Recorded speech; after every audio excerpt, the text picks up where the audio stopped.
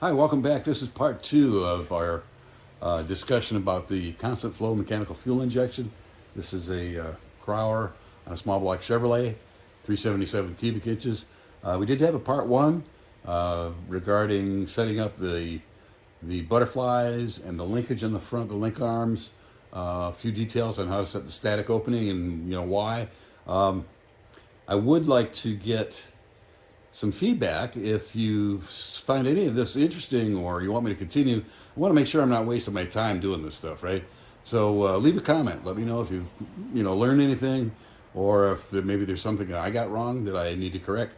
So just let me know. I appreciate any feedback at all on this. So if if you haven't watched part one, why don't you go back and take a look at that? You actually might glean something, because that's really the foundation for getting the thing set up with a good starting point if you're using one of these early style type, the old traditional stack fuel injection. So in this part, we're going to talk about the fuel delivery. So we already set up the air delivery system, right, with the butterflies and everything, and how important it was to get those centered in the bore and all that. So I pretty much beat that to death, I know. So but now we're going to talk about the barrel valve. So the barrel valve is obviously the metering valve that sends fuel to the injectors.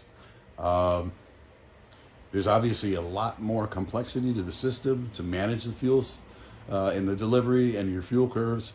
But when you're putting a manifold on, changing the manifold on, when we're setting up the linkage, and this is where we're at now, right? We did the first part of it. Now we're going to set up the link, adjust the linkage to the barrel valve. I'm also going to talk about, how you set it up using leak down tests. What a leak down test is, what does it mean? Typically a lot of guys use a leak down tester like this. I'm going to discuss a little bit about this and how it works, because I've seen a lot of stuff online that's like, it doesn't really be a good explanation. Some guys are making their own. There's some details to this and how it works using the Bernoulli principle, and how you can test to see if what you're getting is a relatively accurate result or if it's just like a guess or a swag. So anyhow, I'm going to move the camera. I'm going to show you the barrel valve here. And this one, obviously, it's a small motor. It's not like a lot of the videos I've seen where guys got big hat injection with blowers on them. They use obviously a lot of fuel, big K-type barrel valves. This is just a little guy. It's an old Crower, but I'm going to show it to you. We're going to talk about it, and I'll get right into it here right now. Okay, so now we're looking down at the top of the motor at the barrel valve. This is the barrel valve, this block here. It's like an inch and a half by an inch and a half and about 4 inches tall. Obviously, there's a lot of different configurations of it, but for this particular injection setup, this Crower, this is the block that they use, the barrel valve. So it's basically no more than like a three-way valve. This line here this is your fuel coming in from the pump, comes in here to the top, and then there's two outlets. The first outlet is your idle bypass circuit, which is this guy here, this line that goes back up to the front of the engine, and we'll talk about the idle poppet here in a minute or so. But the other output is to a plenum that connects the fittings for your injector nozzles, right? There's 4 on this side, 4 on this side. Those are all connected together. It's just one big plenum underneath there. So when you're opening the throttle, that allows more and more fuel to go through this bottom plenum that connects all the injectors together. When you're in an idle position, 80 or 90% of the fuel is being shut off from the injectors and is headed back to your idle circuit. So, the reason for that is, why are we dumping off all that fuel? Well, first of all, when you're idling, obviously you don't need a lot of fuel, and you don't want to put a lot in the motor.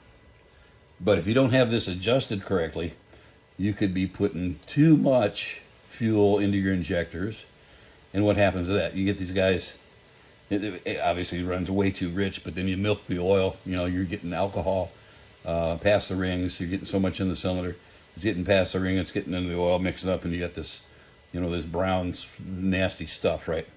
We obviously don't want that to happen. That happens a lot when guys do not do the leak down test or don't do it properly. So what we want to do is set this up so that at an idle, now remember, when you're at idle, your pump is turning at relatively low RPMs, right? So say you're idling at, well, let's pick a number, 1200 RPM. Idling at 12, and these things will idle fast, right? Just by the nature of them, the way they work, they're going to idle faster than, you won't be able to get them down to, you know, 500 RPM or anything.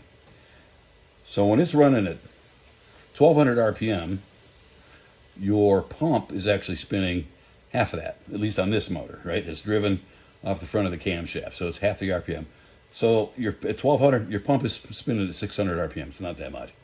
You're not getting a lot of volume, and you won't be able to make a lot of pressure at that. However, you still don't want to pump it all into your injectors. You'd still be flooding the motor out. So what we do is we do a leak down test, and what that leak down test is merely a measure of the percentage of leakage to the injectors when you're at idle. So, for instance, if you wanted to 20% leak down, you would set this up so that 80% of the fuel that's coming in, even at idle, you know, even at the low speed of your pump, 80% of that is going back to your return. It's going back to the tank through your idle can. And 20% of it is leaking past and getting to the injectors. Okay, so how do you do that? Well, it's pretty tough unless you had like a big flow setup. You can do it with air. And what we use is a leak down tester. We put air pressure in this line, and what we do then is we cap off the return line. This return line here, we cap it off. And the reason we do that is because, well, typically at idle, your poppet is already set up. Your idle, and some people call it the secondary, your secondary bypass or your idle bypass, right? So that's something, you know, some terminology that you want to make sure that you understand. Most times the idle or secondary bypass, it has a poppet in there, which is just a little, you know, a little valve with a spring behind it, and it's set for a certain PSI. You know, and I've heard ranges from, you know, 12 or 14 PSI all the way up to 30 or more. So, but what that means is, or the reason they do that is, so at idle you have so little fuel coming through here that you want to make sure that you hold enough pressure inside the valve so that when you wrap that throttle, you've got fuel available immediately to your injectors, right? You won't have a lag. So when we do the leak down test, we actually cap off that outlet. So what we're doing is we're measuring strictly just the leakage from the barrel valve to the injectors. So I'll switch the camera around here in a second. I'll show you what the secondary bypass looks like, and then we'll start talking about the leak down test and how you really do that and do it relatively accurately. So here back at the front of the manifold, this is the secondary bypass, or the idle bypass can, which would normally connect to this line here, which is the one we were just talking about, right? The output from the idle bypass output from the barrel valve. So we cap it off. But this is what the can would look like. It would connect up in there, and obviously. One thing about this you need to make sure that you're certain that you understand is it's basically a one-way check valve. It's got a poppet in there and a spring. If you put it in there backwards, it's not gonna ever open, and you'll have way too much pressure. And again, there you go. You're gonna be milking the oil. So usually they have an arrow on the brass somewhere. Well, a lot of the new ones are made out of aluminum and stuff, hard anodized aluminum. But look for an arrow on it. This fitting comes right apart. You can take it apart, change the spring in there. They measure the pressure. Oddly enough, they measure it by the wire diameter. Now, I guess the steel that they use in the wire is all the same, but anyhow, different diameter wires. Heavy, obviously, the bigger diameter, the heavier the spring pressure. But you can also measure this similar to how we use a leak down tester, and maybe I'll show you that too when we get toward the end of this thing. But one thing I did want to mention that I forgot to when we were talking about the barrel valve. I said it was a three-way valve, right? This line, this circuit, is only active when you're at idle, when the barrel valve is like almost all the way closed, right? As soon as you start opening the barrel valve, there's a little ramp ground in there that feeds fuel to the injectors. So as soon as you start to open that barrel valve, this circuit gets cut off entirely. In other words, it's blocked off in the barrel valve. There's a little hole in there, and the barrel itself, as it rotates, it has orifice in there, and when it lines up, it lets some of the fuel through here. But as soon as you start to close that valve, or excuse me, open the throttle position, it totally isolates this, cuts this off entirely. So at that point, you're totally reliant upon the rest of your fuel management system, which would be your main pill. Anyways, I just want to make sure I pointed that out. I wanted to explain how the leak down tester actually works. I know there's some folks that really don't understand it. You don't really have to know why it works the way it works, but have a good understanding of what's going on, so that when you're taking measurements, it'll make more sense to you. And you can identify if you got a problem. So this is actually, it's an orifice flow meter is what it's called. And what it does, it establishes a reference point in pressure in order to take your measurement. So what they do is it's just a small pipe down here, but in between the gauges is an orifice. So it's a very small orifice. There is a spec that the Federal Aviation Administration has for leak down testing of aircraft engines, and they actually specify for engines. Now, if we're talking leak down testing for engine cylinders, is what the spec is for, but their spec is for a 40,000th of an inch diameter orifice in between the two gauges, for engines that are 500 cubic inches or less, or up to 500 cubic inches. It's a lot bigger than we really need. We'll talk about the orifice size here a little bit more in detail. But what's going on here is we need to establish basically a head pressure, a controlled source. And that's what we do on the front end of this. Now you hear a lot of guys say, you'd like to set it up for 100 PSI. That really is the easiest, only that makes the math work out real easy, because we're talking about percent. Percent is per 100, right? So if you start out with 100 PSI, everything kind of is easy to make comparisons. You don't have to do any math at all. So when you have your head pressure set at 100 PSI, now this is the air pressure goes through the small orifice. And so part of the Bernoulli principle is that gases, as they increase in velocity, the pressure goes down, right? They're related. The two, there's a one-to-one correlation between the two. So between this pressure and velocity here and this pressure and velocity here, you can make the relationship between flow. So the whole intent of this is to measure the leak down of the barrel valve down here.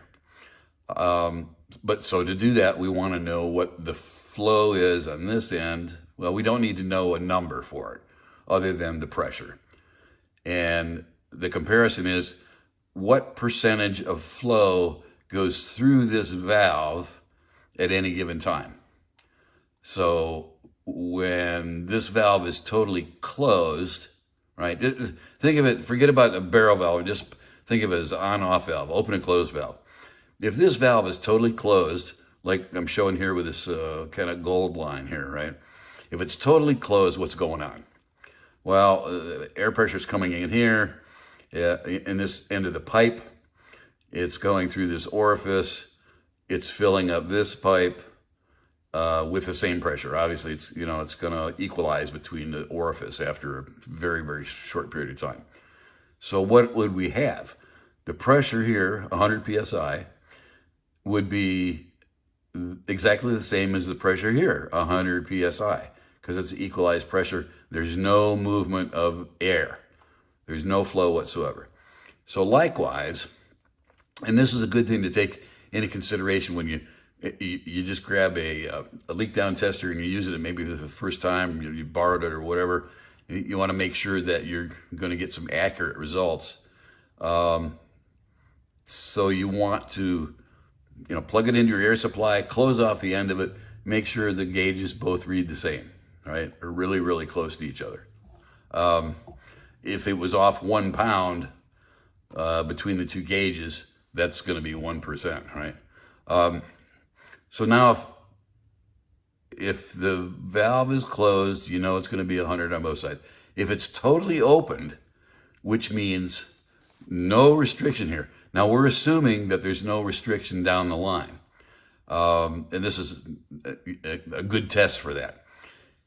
If you totally open that, this gauge should actually come all the way back down and approach zero. It should be really, really close to zero. The pressure differential between the two will be, almost 100%. I mean, probably not quite. I mean, there's resistance and stuff in the lines and such, but you should see almost zero. If you don't, say you open this full open and it only comes down to say 40 psi, what is that telling you?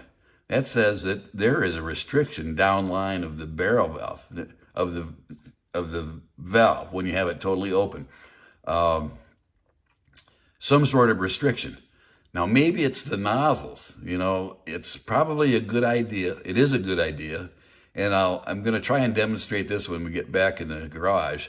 But with the nozzles connected, there's a high possibility that that restriction of those nozzles will give you a bogus number here, right? So when you're checking out the the leak down tester for the first time, do a quick test. Plug off the end of it, put air pressure on it, 100 psi, make sure both gauges are reading the same. Now open it up, just vent it out to the air, just disconnect it. If you got a quick disconnect or something on it, take it off, plug it into the air, and make sure this thing reads zero. And then hook it up to your barrel valve and do the same thing. Open it up, the barrel valve all the way, and see if it still reads zero. If it doesn't, you need to go downline and disconnect some of your nozzles, right? And again, for this, you've got the secondary bypass, the idle bypass circuit is blocked off. So what you're measuring here, this flow, is everything that's going to go through the barrel valve. Okay, so now you verified that the leak down tester is working properly. So now we want to adjust the barrel valve for the leak down rate. So what happens? You set it up at some, you just take a guess at a spot. You pressurize this and you read this gauge here. Make sure that you still have 100 psi here, right? Say it comes down, the pressure drops down to 80. What is that saying? That's saying that, well, there's still 80% of this head pressure is in this part of the pipe. So what does that mean? That means that you've got approximately 20% is leaking out through your barrel valve. So if you wanted to set it, say 30% leak down, well, okay, let's go the other way. Probably it's more like, say you wanted 15% leak down. You would set this so the gauge would read 85, right? Because if you look up here, I wrote it down here. So the formula is just P1 minus P2 divided by P1. This pressure here minus this pressure divided by your head pressure or your your standard, your known pressure, your standard. So if you use 100, it's 100. I'm sorry, 100 minus the 85 that you got here, which should be 15, and then over 100 again. So 15 over 100, that's 15%. Now, if you want to write out in a decimal and put it in your calculator, it'd come out to 0.15. Okay, so I think that kind of explains what's going on here. Again, you just want to be careful that when you do the test, that it makes sense when you do the initial setup of it. Okay, so now the orifice. Let's talk about the orifice here. A lot of the commercial, well, maybe not even commercial, but readily available Leakdown testers, Amazon, Harbor Freight, those kind of places. And I get it. You're only going to use this thing, very, very infrequently. Maybe once or twice you set up your system, and you're pretty much going to be done with it. Usually, unless you're like a big time racer and you're doing it every weekend or something. But the ones that are readily available, that orifice, in my opinion, is way too large, like way too large. And I think I'm going to be able to show it to you when we go back in the garage here. But using those, you get readings that I wouldn't trust. I think that the opening is too big. It lets too much air going through. Because remember, you're at 100 psi. You're just blowing a lot of volume of air down through that barrel valve. And you end up with too much restriction down here from the barrel valve and the lines and stuff. And you're going to get a crummy reading, a reading that's not going to be accurate. You can make these. In fact, the one that I'm using, I made, and I'm going to show that to you here in a few minutes. It has a very small orifice in here. It's like 28 thousandths of an inch. So now I've seen guys that make these themselves. There's a couple of guys out there that are showing how they'll take a fitting and they pour it full of epoxy and then they drill it out. And it's like, well, I mean, that's okay if that's what you got. But you got to be careful that there's not a lot of guys that have, 25 or 30 thousandths drill bits laying around. And you want to use obviously a drill press so you get it square in there. Anyhow, we're going to go back to the garage and we're going to actually put hands on this stuff and see what we get. Hopefully that'll help you out. Hey, there is one other thing I wanted to mention while I've got the recorder going. If you saw the advertisements, either on the front end of this segment or somewhere in between, that is not me. This channel is not monetized, okay? I don't make any money off any of this.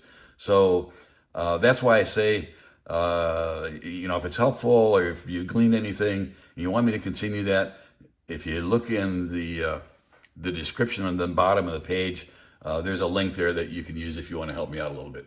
Okay, we're going to head back to the garage now. Okay, so I'm back out in the garage here now. Rather than try and lean over the fender of the car and do this much easier, I'm just sitting here in my chair doing this. But so this is a typical Leakdown tester that you can find, like I talked about, inexpensive, I don't know, $50 or something like that. But notice right off the bat, this gauge is different than this one. Let me tell you why that is. So when I first got this, it came with this gauge.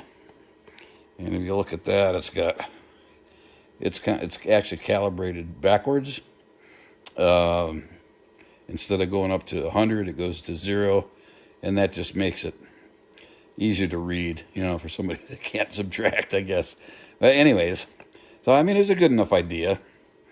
However, when I first used it, of course, I was looking at this gauge here. I pressured it up to 100 psi. I looked at this one, and it was like maxed out, spun around. It turns out that this is only like a 30-pound gauge. This is a 100-pound gauge. So, I mean, it says 100% here, but it actually is supposed to be with 30 psi, I guess. Anyways, as you can see, I overextended the internals of the gauge. This is junk now. This goes in the trash. Anyways, so what I did I replaced it with a better quality glycerin-filled gauge. This isn't, but anyhow. So let me show you what goes on with this thing. And remember that I said I didn't like these. I thought the orifice inside was too big in diameter, blows too much air. I'm going to show you why I said that here in a second. But one other thing I wanted to mention that I didn't before is you'd notice, especially on the picture that we looked at a minute ago, right? The orifice is right down here. And then, so why is there a distance before the gauge, the second gauge is the P2, the pressure 2 gauge, right? The reason for that is right at the orifice, that air blowing through that orifice is really violent. There's a lot of turbulence in there, and you won't get a good pressure reading.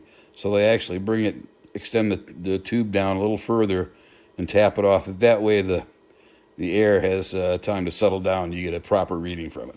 Okay, so I got my air hose here. I'm going to hook this up. Of course, this end is basically sealed. I've got a QD on the end. So let me show you what's going on here. I'll put this on here. Right? And that air that you hear leaking is from the regulator, from the bleed off of the regulator. So I can adjust this to, whatever. I'm back and forth on the regulator. So I can get it right at 100 PSI on this gauge, which I think is right. I passed it. Right about there. This one is pretty close. Maybe half PSI difference or something like that. Okay, so that part is good. So then remember, we want to see what this says. This should go to 0.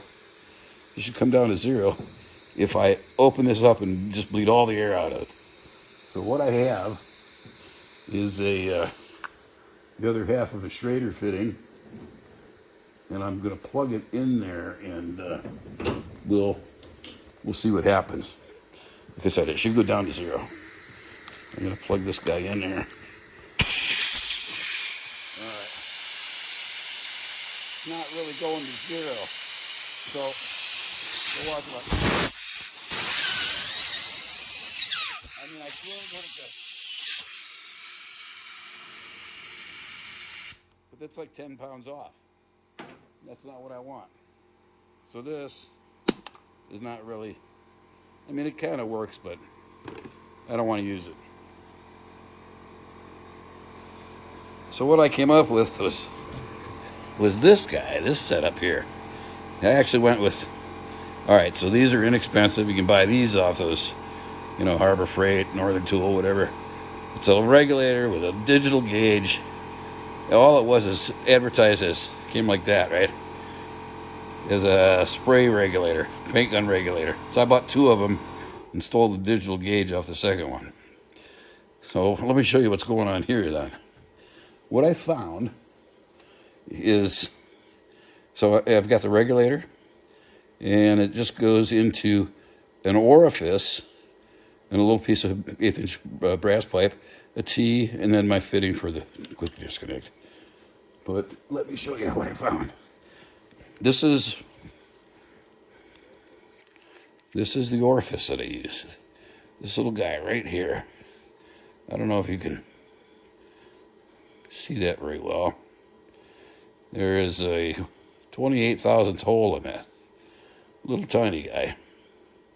There, you can see through it a little bit there. It comes with 1/8-inch pipe thread, female on one end, so I can just, it threads right on. And then this is 1/8-inch also, and I put that into a fitting. I had to have an adapter here. But this goes right in there. And then I put my T with the other gauge and then the QD. So it ends up making a pretty nice little setup, right? And on the cheap. Oh, that's the other thing I want to tell you. So this fitting, more details on this. This thing, if you look at it, it says 70. So it's a number 70 orifice. They actually use these on LP tanks, I believe, some sort of burners, right?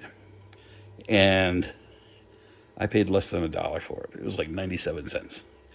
I'll try and find the link for it and put it in the description. But so that's like $1. The rest of the brass pipes are going to cost you, a lot more than that. But so let's see. So this was like $14, $12. I got 2 of them, a little brass adapter, my orifice, a pipe, and a T. And this thing is like, I don't have much money in it at all. And the beautiful part is it's got a nice digital gauge. And remember I said it doesn't matter if these are perfectly accurate or traceable to the National Bureau of Standards. I don't care if it's a pound off, as long as they're both a pound off. We're just doing a comparison between the two. So anyhow, let's do that test again. And you'll notice a difference. It doesn't blow that violent amount of air. So, all right, I got it on there. I'm trying to make this so you can see it. So there's 104. I can back this off. So let's see how close they are to each other. There's 100, 99.5, 99. Looks like this guy's about a half a pound, reading about a half pound difference than that. So if we were talking about percentage, that'd be a half of 1%. That's pretty good. So let's do the other part of the test where I'm going to open up the end of it and see if we can get it to go back there. The only thing about these things is they're time out pretty quickly. All right, so I'm going to open up the end of it.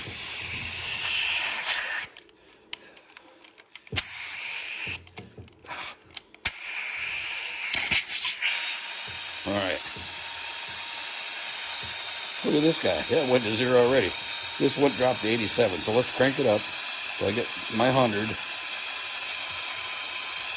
I'm at 100 on this. And I'm at 0 on this. Now watch. When I'm closing it up, it's pretty damn hard. That's really obnoxious, right? But you get the idea. The pressure jumped up to 114, but it's because I was flowing it. Again, that's why you want to double check your adjustment when you're flowing to keep it at 100 on your reference side. Anyhow, I think this works better than that other item that we looked at. And again, you can make it on the cheap. It's not that big of a deal. You just got to kind of understand what's going on.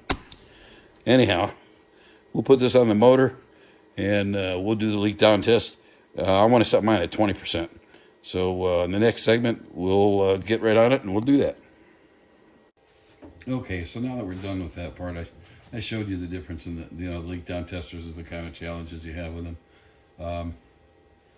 What I'm going to do now is put it on the motor, and we're going to try and adjust our leak down rate on the barrel valve on this engine. I wanted to show something to you though regarding this. So this is my fuel inlet. Normally I've got this guy. This is my fuel directly from the pump, which goes. This connects right up here. And this is just a shutoff valve. Cable goes into the cockpit, so I can shut the fuel off if I have to. Actually, while I'm talking about it, let me just mention one other thing. Remember that these engines have the direct drive fuel pump. So that means anytime the engine's rotating, the engine's spinning, it's pushing fuel. And it's pushing fuel up through the manifold. The reason I say that is when you're shutting the engine down, I've seen a lot of guys, and I'm sure you have too, they rev in the motor, vroom, vroom, vroom, and then they'll hit the kill switch. Not sure really why we do that, but anyways, you know what I'm talking about. You don't want to do that with a constant flow injection, because if you kill the switch when the engine is spinning very fast, you're going to be squirting fuel into the cylinders, and there's going to be nothing to ignite them. So what happens is you're going to fill the cylinder up with fuel, at least enough where you could very possibly hydraulic the motor. So it might not happen when you shut it off, but you'll go to start it, you'll hit the key and it'll crank, and one of the pistons is going to have a slug of fuel in it. It'll come up and the motor will be locked up. You'll have to take the spark plugs out and spin the motor before you can get back in action. So that's something that I don't know if it happens these days, but when I was a kid, it's like that was not uncommon with the sprint cars. You'd see them, they'd pull the plugs out and push the car around a little bit and then put the plugs back in. So anyway, the other thing I wanted to mention was these fittings, you know. So we're using these AN fittings. I can't remember if I talked about these or not. Army, Navy, spec fittings. They're, aircraft quality, basically. High pressure. They have a 37-degree flare inside. But I wanted to talk about the sizing. They go by dash numbers. So this one here is a -6. Okay, and all that means is they're based on 1/16 of an inch. So a -6 is 6/16 of an inch. That's the idea of the hose, right? So what that is 6/16 is the same as 3/8. So this is basically a 3/8 line. So if you hear a guy talking about like the fuel line I have coming from my tank up to my pump and my vapor separator is a -12 line. So that's 12/16. So it's a 3/4 inch line. And that's just, I shouldn't say most everybody. A lot of guys are familiar with that, but there might be a couple of you out there that didn't know that. So the other part of it is why I'm kind of showing this is, so since that -6 is actually the 3/8 line, did I say 3/16? That's 3/8, right? It just happens they have the same pitch threads as a 3/8 national pipe. So I'm able to, although this doesn't have the 37-degree flare, inverted flare on the end of it, I put a little Teflon tape on there and I was able to screw it right into my -6 fitting, and it makes it real handy to do this test. Then I can take it out of there and it doesn't really damage it. So anyways, just thought I'd point that out. So now we're going to take our newfangled test rig here. Did I really say newfangled? Okay, that's on there. And I want to make sure my fuel valve is open. So that's the closed position. That's open. That's my emergency shutoff valve. And it goes straight to the barrel valve. So now when I pressurize this, you saw when we were looking down at the barrel valve itself, the little linkage arm to it, it's just got a hex link on it. So I'm just so the throttle is in the idle position. The bores are, the throttle plates are all closed. So we want to adjust that link so that I get a 20% leak down on the barrel valve by twisting that turnbuckle in between the master shaft and the barrel valve. So let me grab the hose.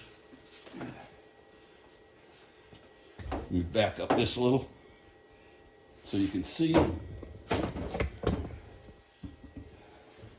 This might be a little dicey. Okay, so here we go with the air. Push my gauges on. All right, now I do have, that's really bad, isn't it? I do have leakage that's through the barrel valve. So now when I crank this up, get my 100 PSI, there's 100, right about 100. I'm showing 77 here, so that's the leak down right now, which would be 100 minus 77. So it's like 25, 24%. But now I want to open the barrel valve. That should go to 0 or close to it. I got 2.5. This is down a little. I'm going to crank this up. They got about 2.5 psi when it's wide open. That's pretty good. That tells me that that I don't have any other restrictions in the line. Turn this back on here. So let me do it again. And now I'm going to just turn the turnbuckle only on the barrel valve and watch the changes it makes. Look at that. These are only a couple of flats I'm doing. So we wanted it like 80% or 80 pounds, right? This is right about there. So I'm going to adjust this back, get right on 100, 79.5. Again, I'm turning the hex link and the barrel valve. There's 80. So remember what we said, 100 minus 80 is 20 over the 100. And this is drifting a little bit. I'm going to correct it.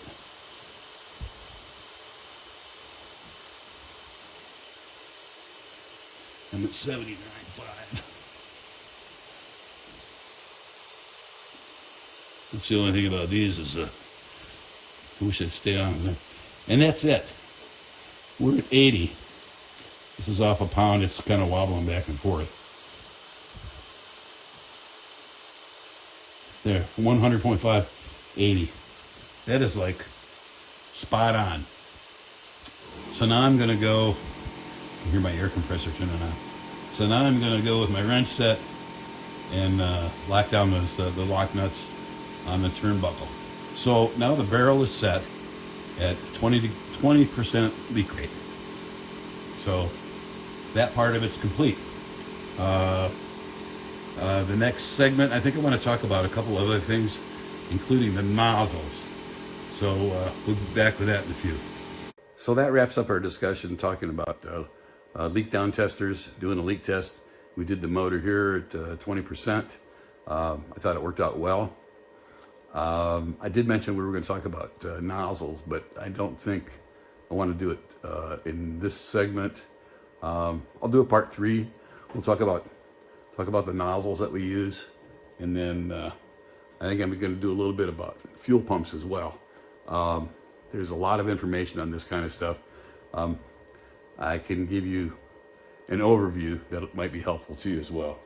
So again, if you found this discussion useful to you, saved you any time or money, let me know in the comments. I'd really appreciate it. Again, this is not a monetized channel at all. If you want to help me out a little bit, there's a link in the description for that, and I'll also put a link in there for that orifice if you wanted to build your own leak down tester. So that's all I got. Till next time, we'll see you.